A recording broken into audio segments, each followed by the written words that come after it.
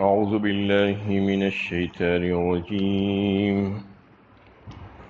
بسم الله الرحمن الرحيم. يا أيها الذين آمنوا استجيبوا لله وللرسول إذا دعاكم لما يحييكم واعلموا أن الله يحول بين المرء وقلبه وأنه إليه تحشرون۔ اے ایمان والو، اللہ اور رسول کی پکار پر لبیک کہو جب رسول تمہیں ایسی چیز کی طرف بلائے جو تمہیں زندگی بخشنے والی ہے، اور جان لو کہ اللہ آدمی اور اس کے دل کے درمیان حائل ہوتا ہے، اور یہ بھی جان لو کہ تم اسی کے حضور اکٹھے کیے جاؤ گے۔ یہ سورہ انفال کی 24 نمبر کی آیت ہے۔ اس میں ایمان والے بندوں سے خطاب کر کے انہیں حکم دیا جا رہا ہے کہ تم اللہ اور اس کے رسول کی اطاعت کرو، ان کی بات مان لو، اس کا حکم مان لو، کیونکہ رسول تمہیں جس چیز کی طرف بلا رہے ہیں وہ چیز زندگی بخشنے والی چیز ہے۔ اس سے مراد کون سی چیز ہے؟ وہ بعض حضرات نے کہا اس سے مراد ایمان ہے، یعنی ایمان ایسی چیز ہے جو زندگی بخشتی ہے، جیسا کہ مختلف مقامات پر یہ بات واضح کی گئی احادیث اور دیگر مقامات پر کہ کافر مردہ ہوتا ہے، مردے سے تشبیہ دی ہے کافر کو۔ جو مومن بندہ ہے وہ زندہ ہے، جس طریقے سے ایمان جو ہے زندگی بخشنے والی چیز ہے۔ اور بعض حضرات نے فرمایا کہ اس سے مراد قرآن ہے، قرآن جو اللہ کا کلام ہے، جس میں ہدایت ہی ہدایت ہے، زندگی گزارنے کے لیے اس دنیا میں اور آخرت میں کامیابی کے لیے اس کی فلاح، اس کی ضامن ہے یہ قرآن، تو اس میں زندگی ہے۔ بعض نے کہا کہ یہ حق ہے، حق کو قبول کرنا، حق جب سامنے آ جائے تو قبول کرنا، یہ زندگی ہے۔ بعض نے فرمایا کہ اس سے مراد جہاد ہے، جہاد مسلمانوں کی عزت بخشتا ہے مسلمانوں کو، یعنی جہاد کے ذریعے سے جو انسان ذلیل ہو جاتا ہے اس کو اللہ تعالیٰ عزت عطا فرماتے ہیں، انصاف ملتا ہے جہاد کے ذریعے سے، عدل ملتا ہے، اس کا حق اس کو ملتا ہے، تو اس سے مراد جہاد فرمایا۔ بعض نے فرمایا کہ اس سے مراد احکام شریعہ ہے، اوامر و نواہی، یعنی اچھے اور نیک کاموں کا حکم کرنا اور برے کاموں سے لوگوں کو روکنا، اس سے مراد یہ ہے، یعنی زندگی۔ اگر دیکھا جائے تو کسی بھی بات میں کوئی تضاد نہیں ہے، چاہے وہ ایمان ہو، قرآن ہو، حق ہو، جہاد ہو یا احکام شرعیہ ہو، سب کے سب اس میں مقصود ہو سکتے ہیں، اس وجہ سے کہ یہ ساری کی ساری چیزیں دل کو زندہ کرنے والی ہے۔ دل کی زندگی اگر ہو جائے تو پھر وہ پردے اور حجابات جو ایک بندے اور اس کے رب کے درمیان رہتے ہیں وہ ہٹنا شروع ہو جاتے ہیں۔ دل اگر زندہ ہو تو وہ ہٹ سکتے ہیں، دل اگر مردہ ہو جائے تو پھر اپنے رب سے ملاقات کہاں ہو سکتی ہے، اس کے وہ حجابات جو ہیں اس سے جوڑ کہاں ہو سکتا ہے، جڑ نہیں سکتا بندہ اپنے رب سے۔ تو حجابات کہ ہٹانے کے لیے دل کو زندہ رکھنا ضروری ہے، اور دل کا زندہ رکھنے کے لیے یہ ساری تدابیر اختیار کرنی چاہیے، جس سے نور حاصل ہوتا ہے، روشنی حاصل ہوتی ہے، اور ظلمات اور اندھیریوں سے بندہ نکل جاتا ہے اور اللہ تعالیٰ کی معرفت اس کو حاصل ہو جاتی ہے۔ اس آیت کی یہ حصے کا یہ مطلب ہے۔ وَاعْلَمُوا أَنَّ اللَّهَ يَحُولُ بَيْنَ الْمَرْءِ وَقَلْبِهِ وَأَنَّهُ إِلَيْهِ تُحْشَرُونَ، اور جان لو کہ اللہ آدمی اور اس کے درمیان اور اس کے دل کے درمیان حائل ہوتا ہے۔ اس کا کیا مطلب ہے؟ اللہ تعالیٰ آڑ بن جاتے ہیں آدمی اور اس کے دل کے درمیان۔ اس کے دو معنی مفسرین نے بیان فرمائے ہیں۔ ایک معنی تو یہ ہے کہ جب انسان کوئی جو ہے اس کے سامنے نیکی اور اچھا کام سامنے آئے، یا گناہ اور برے کام سے بچنے کا موقع ہاتھ آ جائے تو فوراً اس کو کر گزرنا چاہیے، اس میں دیر نہیں کرنی چاہیے، اس کو کل پر نہیں ٹالنا چاہیے۔ جو بھی اچھا کام اس کو نظر آئے، نیکی کا کام اور گناہ سے بچنے کا کام، کیونکہ اس کو غنیمت جاننا چاہیے کہ جو فرصت اس کو ملی ہوئی ہے وہ غنیمت ہے، پتہ نہیں کل وہ فرصت اس کو ملے گی یا نہیں ملے گی، کل اس کی زندگی بچے گی یا نہیں بچے گی، یا بچے گی تو وہ صحت مند اور تندرست رہے گا، وہ کام کے کرنے کے قابل رہے گا یا نہیں رہے گا پتہ نہیں، یا اور کوئی مشغولیت میں لگ جائے گا۔ تو اچھے اور بھلے اور بہترین کاموں کو کرنے اور گناہوں سے بچنے کے سلسلے میں انسان کو چاہیے کہ فوراً کر گزرے اس کو۔ اور اس کا دوسرا مطلب یہ بیان فرمایا ہے مفسرین نے کہ انسان کے دل اور اس کے گناہوں کے بیچ آڑ کر دیتے ہیں اللہ تعالیٰ ان لوگوں کے لیے جس کے لیے چاہتے ہیں کہ ان کو گناہوں سے محفوظ کر دے۔ جن لوگوں کو اللہ تعالیٰ گناہوں سے محفوظ کرنا چاہتے ہیں، حفاظت کرنا چاہتے ہیں، ان سے بچانا چاہتے ہیں، تو پھر اللہ تعالیٰ آڑ کر دیتے ہیں اس کے دل اور اس کے گناہوں کے درمیان، اور جو بدبختی جس کے اوپر غالب آ جائے، جو مقدر ہو جائے، تو پھر اس کے دل اور اس کے نیک کاموں کے درمیان آڑ کر دیتے ہیں۔ جس پر بدبختی غالب آ جائے، جو اس کا مقدر بن جائے، تو پھر اس کے دل اور اس کے نیک کاموں کے درمیان آڑ کر دیتے ہیں، وہ نیک کام کر نہیں پاتا۔ اس کے برخلاف جس کو گناہوں سے بچانا چاہتے ہیں، برائیوں سے بچانا چاہتے ہیں، جس کو محفوظ کرنا چاہتے ہیں اللہ تعالیٰ، اس کے دل اور اس کے گناہوں کے درمیان آڑ کر دیتے ہیں۔ ایسا کیوں ہوتا ہے؟ گناہوں سے بچا لیتے ہیں اس کو۔ اگر وہ کبھی کوئی گناہ کرنے کے لیے جاتا بھی ہے، کوشش کرتا ہے، تو اس کو بچاتے ہیں اللہ تعالیٰ آڑ بن کر۔ یہ اسی وقت ہو سکتا ہے جب بندہ پوری طور پر یعنی اللہ اور اس کے رسول کی بات مان لے، ان کا حکم تسلیم کر لے اور اس پر عمل کرنا شروع کر دے، اور اپنے طور پر پوری جدوجہد کرے اور کوشش کرے اس سلسلے میں۔ تو پھر جہاں کہیں پر اگر کوئی اس سے غلطی سرزد ہونے والی ہے، یا اور کوئی گناہ یا برا کام اس سے ہو سکتا ہے، تو اس وقت اللہ تعالیٰ اس کو بچاتے ہیں۔ ورنہ جو بے پرواہ اور غافل قسم کے جو لوگ ہیں، جو جانتے بوجھتے گناہ پہ گناہ کیے جاتے رہتے ہیں، ایسے لوگوں کو نیک کام بھی اگر کبھی کرنا چاہتے ہیں تو اللہ تعالیٰ ان کو نیک کام کرنے نہیں دیتے، بلکہ گناہ کے دلدل میں ان کو پھنسا دیتے ہیں۔ تو یہ نیکیوں کا فائدہ ہے کہ انسان اگر نیک کام کرے اور اللہ اور اس کے رسول کی بات کو تسلیم کر لے، اس کے احکامات کو مان لے، اس سے پیار کرے اور محبت کرتے ہوئے اس کو تسلیم کرتے ہوئے اس پر عمل کرنے کی کوشش کرے، تو انسان ہے، انسان سے غلطی ہونے کا امکان ہے، لیکن اللہ تعالیٰ اس کو غلطی سے بچا لیتے ہیں۔ اس کا مطلب یہ ہے وَاعْلَمُوا أَنَّ اللَّهَ يَحُولُ بَيْنَ الْمَرْءِ وَقَلْبِهِ، یہ اللہ تعالیٰ کی شان ہے کہ اپنے بندوں کو جو اس کے احکامات پر عمل کرنا چاہتے ہیں تو پھر ان کو گناہوں سے بچانے کی پوری کوشش کرتے ہیں۔ وَأَنَّهُ إِلَيْهِ تُحْشَرُونَ، یہ بھی جان لو کہ تم اسی کے حضور اکٹھے کیے جاؤ گے۔ یہ مت سمجھو کہ تم کہیں اور چلے جاؤ گے اور بچ جاؤ گے، تم کہیں جا کر نہیں بچ سکتے۔ تم کو آخر کار ہمارے پاس ہی آنا ہے، اور پھر آ کر حساب و کتاب اور جواب دہی کرنی ہے، اس کے بغیر تم کہیں پر بھی نہیں جا سکتے۔ یعنی رسول جس خدمت کے لیے تمہیں بلائیں اور جس چیز کا بھی تمہیں حکم دیں، اس کی تعمیل تمہارے لیے سراسر حیات ہے۔ یہ اس آیت کا جو ہے مضمون ہے، یعنی رسول جو بھی تمہیں حکم دیتے ہیں۔ اب موجودہ دور میں یہ ہے کہ اللہ کے نبی صلی اللہ علیہ وسلم کی سنتیں اور آپ صلی اللہ علیہ وسلم کے ارشادات جو ہیں ہمارے سامنے موجود ہیں، اس کو دیکھ کر ہم کو عمل کرنا چاہیے، اس میں زندگی ہے، کیونکہ رسول کا ہر حکم قلب کو جگانے اور روح کو گرمانے والا ہوتا ہے۔ اس کی تعمیل سے خیر کے جذبات پرورش پاتے ہیں اور انسان کے باطن میں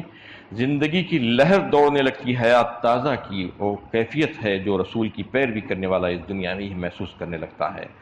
رہی آخرت کی تو وہاں رسول کی پیروی کرنے والوں ہی کو حیات جاودانی نصیب ہو جاتی ہے، اور وہاں کی زندگی تو بہترین زندگی مل جاتی ہے جو رسول کی پیروی اس دنیا میں کرنے جاتے ہیں۔ یہی وجہ تھی کہ اللہ کے نبی صلی اللہ علیہ وسلم اپنی دعاؤں میں جو ہے یہ دعا کو ہمیشہ شامل رکھتے تھے، یا مقلب القلوب ثبت قلبی علی دینک کہہ کر یہ دعا مانگا کرتے تھے۔ اے دلوں کو الٹنے پلٹنے والے، میرے دل کو ثابت رکھ اور قائم رکھ اپنے دین پر، کیونکہ اللہ تعالیٰ جو ہے یعنی انسان کو خاص تصرف میں رکھتے ہیں، ہر انسان ان کے تصرف میں ہے۔ جیسا کہ ایک حدیث میں آپ صلی اللہ علیہ وسلم نے فرمایا کہ انسان کا دل رحمان کی دو چٹکیوں کے درمیان ہوتا ہے، وہ اس کو جس طریقے سے چاہے الٹتے پلٹتے ہیں۔ تو اے الٹنے پلٹنے والے دلوں کو مجھے جو ہے ثابت قدم رکھ اور مجھے قائم رکھ میں اپنے اس دین پر، یہ کہہ کر آپ صلی اللہ علیہ وسلم دعا مانگا کرتے تھے، جبکہ آپ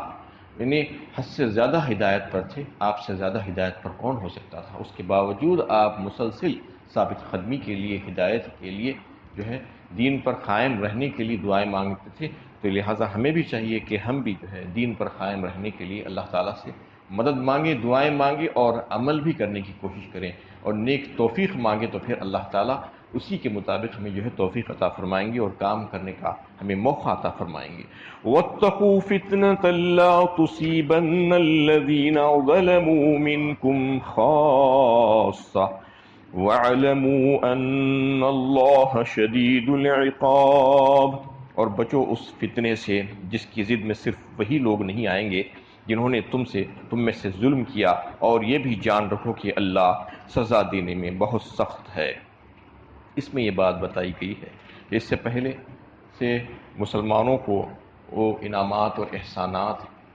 جو اللہ تعالیٰ نے ان کے اوپر غزوہ بدر کے موقع پر کیے تھے، اس کا تذکرہ کر کے اس کو یاد دلا کر اب اس آیت سے جو ہے نصیحت کی جا رہی ہے اور ہدایتیں دی جا رہی ہے مسلمانوں کو، اور یہ بتایا جا رہا ہے کہ کچھ ایسے گناہ ہوتے ہیں جو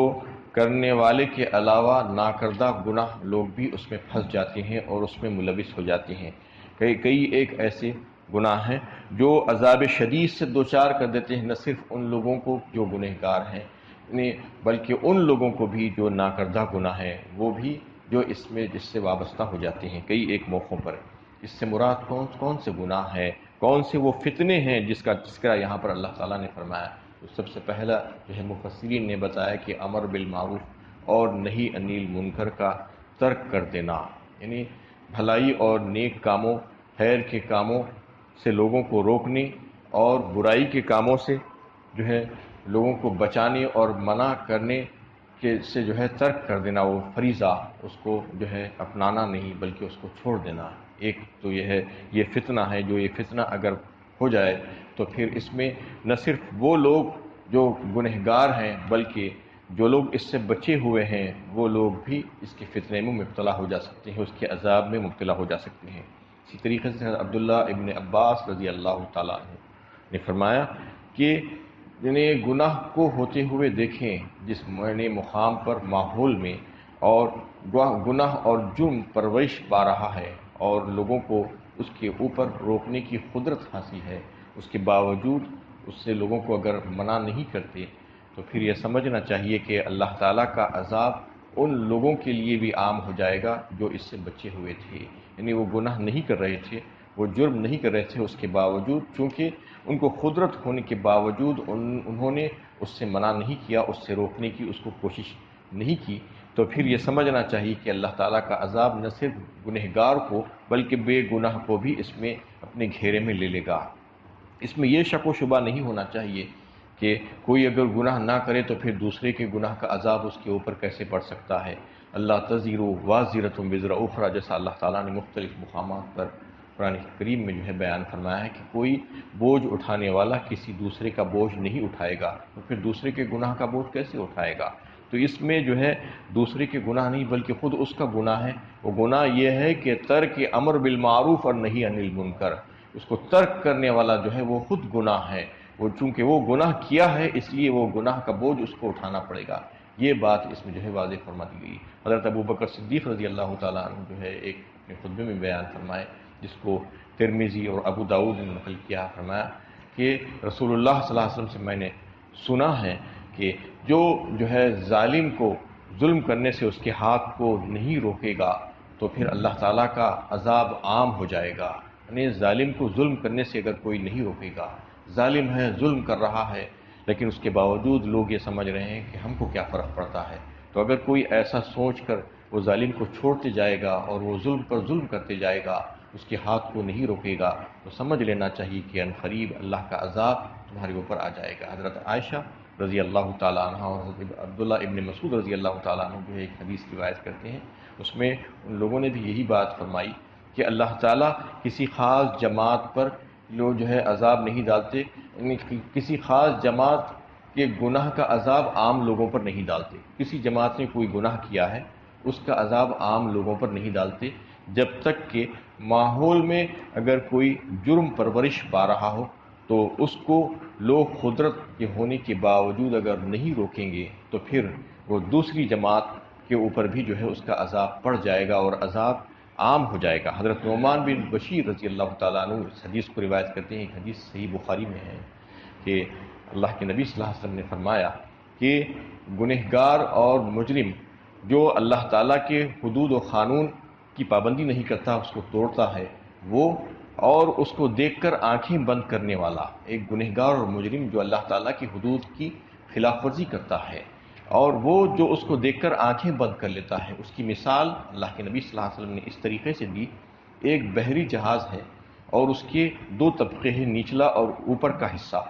تو نچلے حصے والے اپنی پانی کی ضروریات کی تکمیل کے لیے اوپر کے حصے میں آتے ہیں اور وہاں سے اپنی پانی کی ضروریات پوری کرتے ہیں، تو اوپر کے حصے والوں کو اس کی وجہ سے تکلیف ہوتی ہے، وہ تکلیف کو دیکھ کر نیچے کے حصے والے اوپر آنا چھوڑ دیتے ہیں اور نیچے ہی پانی کے جہاز میں سوراخ ڈال لیتے ہیں اور وہاں سے پانی لینا شروع کرتے ہیں۔ اگر اس کو دیکھ کر اوپر کے حصے والے خاموش بیٹھ جائیں اور آنکھیں بند کر لے تو یقیناً کچھ ہی دیر کے بعد وہ جہاز میں پانی آ جائے گا اور نہ صرف نچلے والے مریں گے بلکہ اوپر کے حصے والے بھی ہلاک ہو جائیں گے۔ تو یہی حال جو ہے اس بات کا ہے کہ اگر ماحول میں گندگی پھیل جائے، جرم پھیل جائے، گناہ پھیل جائے، برے کام ہونے لگے اور ظلم و زیادتی ہونے لگے تو اس کو ماحول کو پاک کرنے کے بجائے ہم آنکھیں بند کر لیں اور کسی کو کچھ نہ کہیں کہ اس سے ہمارا کیا، اگر یہ سوچنے لگیں تو یہ سمجھ لینا چاہیے کہ یہ آج اس بات کی طرف نشاندہی کرتی ہے کہ نہ صرف وہ لوگ اس عذاب میں مبتلا ہو جائیں گے بلکہ وہ گناہ نہ کرنے والے بھی جو خاموش بیٹھنے والے ہیں وہ بھی اس عذاب میں مبتلا ہو جائیں گے، عذاب شدید سے وہ لوگ دوچار ہو جائیں گے۔ وَاذْكُرُوا إِذْ أَنْتُمْ قَلِيلٌ مُسْتَضْعَفُونَ فِي الْأَرْضِ تَخَافُونَ أَنْ يَتَخَطَّفَكُمُ النَّاسُ فَآوَاكُمْ وَأَيَّدَكُمْ بِنَصْرِهِ وَرَزَقَكُمْ مِنَ الطَّيِّبَاتِ لَعَلَّكُمْ تَشْكُرُونَ۔ اور یاد کرو وہ وقت جب تم تھوڑے سے تھے اور زمین میں کمزور سمجھے جاتے تھے، تم ڈرتے تھے کہ لوگ تمہیں کہیں اچک نہ لے جائیں، پھر اللہ نے تمہیں پناہ دی اور اپنی نصرت سے تمہیں قوت بخشی اور اچھا رزق دیا تاکہ تم شکر گزار بنو۔ یہ ان مومنین کو اللہ تعالیٰ اپنی نعمتیں یاد دلا کر ان کو ترغیب دے رہے ہیں کہ تم اس وقت کو یاد کرو جب تم انتہائی کمزوری کی حالت میں، ضعف کی حالت میں تھے، تو ہم نے تم کو قوت بخشی۔ کس طریقے سے کہ مکے میں جو مسلمانوں کا حال تھا ہجرت سے پہلے، اس کا تذکرہ یہاں پر کیا جا رہا ہے کہ ہجرت سے پہلے تم کیسے تھے، کتنے کمزور اور خلیل تھے اور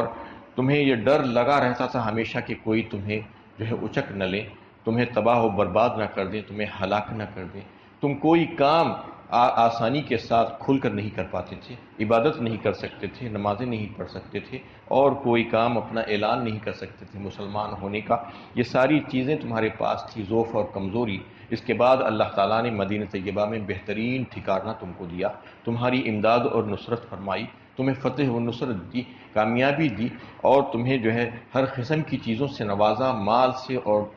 دولت سے اور دیگر چیزوں سے تمہاری جو ہے مدد فرمائی۔ تو یہ یاد دلا کر کہا جا رہا ہے کہ تاکہ تم شکر ادا کرنے والے بن جاؤ۔ یہ سب چیزیں ہم نے تم کو اپنے فضل و کرم سے دیا ہے، جبکہ اس سے پہلے یہ ساری چیزیں تمہارے پاس نہیں تھی، تم انتہائی کمزور حالت میں تھے۔ لعلکم تشکرون، تاکہ تم شکر ادا کرنے والی بن جاؤ۔ یہ آیت ہر ایک سے تقاضا کرتی ہے کہ جس کو اللہ تعالیٰ جو ہے نواز رہے ہیں، ہر ایک کو نوازتے ہیں اللہ تعالیٰ، ایسا نہیں کہ کسی کو نہیں نواز رہے ہیں۔ ہر انسان اپنی جگہ یہ سوچنے کی کوشش کرے کہ ماضی میں اس کا حال کیا تھا، ماضی سے اگر آج اپنے آپ کا موازنہ کرے تو معلوم ہوگا کہ ہم نے بہت ترقی کی ہے، ہم نے بہت کچھ پا لیا ہے۔ سب کے لیے، کسی کے پاس کم ہوگا، کسی کے پاس زیادہ ہوگا، لیکن ہر ایک ترقی کرا ہے۔ تو ترقی کرنے کا راز کیا ہے، یہ سمجھ لے کہ اللہ تعالیٰ نے اپنے فضل و کرم سے ہم کو یہ سب کچھ دیا ہے، لہٰذا ہم اس کے شکر گزار بندے بن جائیں۔ شکر گزار بندے بننے کا مطلب صرف یہ نہیں کہ اللہ تیرا شکر، بلکہ عملی طور پر اللہ تعالیٰ کے شکر گزار بندے بن جائیں۔ اس کا جو ہے طریقہ یہ ہونا چاہیے کہ اللہ تعالیٰ نے یہ نعمت ہمیں دی ہے، یہ سمجھنا چاہیے یہ ہم اپنے طور پر حاصل نہیں کر سکے ہیں، ہمارا ذاتی کمال نہیں ہے اس میں، بلکہ اللہ تعالیٰ نے اپنے فضل و کرم سے دی ہے۔ اور ہمیں اللہ تعالیٰ جن چیزوں سے جو ہے راضی ہوتے ہیں، جو چاہتے ہیں کہ یہ مال ہمارا اور ہماری صلاحیتیں جن کاموں میں خرچ ہو وہاں پر ہم اس کو خرچ کریں، یہ اس کا عملی شکر ہے۔ تو اللہ تعالیٰ چاہتے ہیں کہ ہم نے تم کو جو جو بھی نعمتیں دی ہیں تم اس کو دیکھ کر ہمارے شکر گزار بندے بن جاؤ۔ اللہ تعالیٰ سے دعا ہے کہ اللہ تعالیٰ ہمیں صحیح علم و عمل کی توفیق عطا فرمائے۔